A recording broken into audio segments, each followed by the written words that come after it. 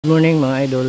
Ngayong umaga is preparation naman tayo ng ating mga fertilized egg. So meron tayong ipapaship, isang tray ng itlog papuntang Palawan. Yung order sa atin ni sir is 2 tray, yung isang tray is nauna na. So ito na yung last order niya, ipapaship natin. So gawa natin ng video mga idol para mapakita namin sa inyo kung paano namin pinaprocess yung shipping ng itlog via LBC, anong mga kailangan naming ilagay para ma-secure yung mga itlog mga idol. So ito yung bubble wrap na gagamitin natin para ibalot sa mga egg. Isa-isa po nating balutin yung egg ng bubble wrap. So gagaya nito may nagawa na tayo. So ito po yung pangbalot natin sa egg.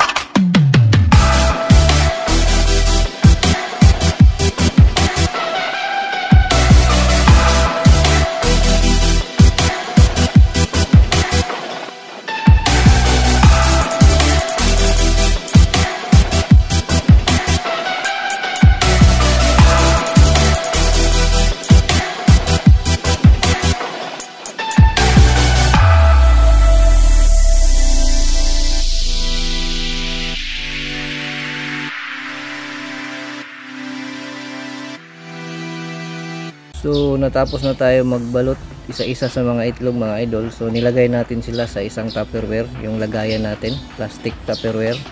So 3 po yan. Then after masarado natin to, then saka naman natin balutin yung buong tupperware ng bubble wrap mga idol.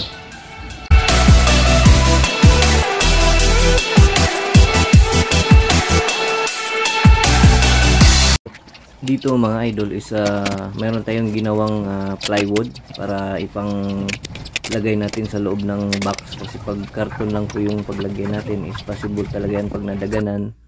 So mayuyupi yan at madamage yung sa loob. So ganito po yung ginagawa namin mga idol. Nilalagyan namin nag-cut kami ng mga marine plywood, saka namin nilalagay sa bawat corner, sa ibabaw saka sa ilalim.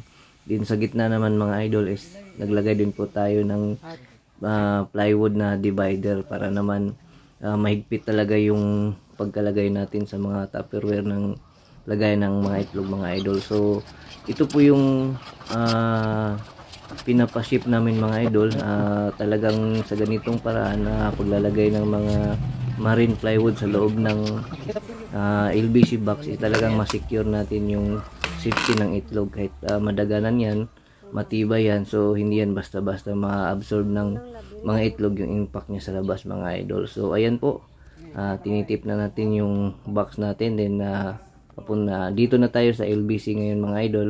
So pag pupunta ka, kailangan mag-fill up ka ng details kung saan ipapadala yung pinapaship natin mga idol. So ito po yung attendant ni LBC, sinisecure na po niya yung mga pinapadala nating mga itlog. So gawa ng kailangan talagang malagyan nila ng mga tape nila mga idol. So ayan po, sana po nag-enjoy po kayo sa ginagawa naming pagbablog sa kung paano kami mag-ship ng itlog mga idol. So happy farming po sa lahat.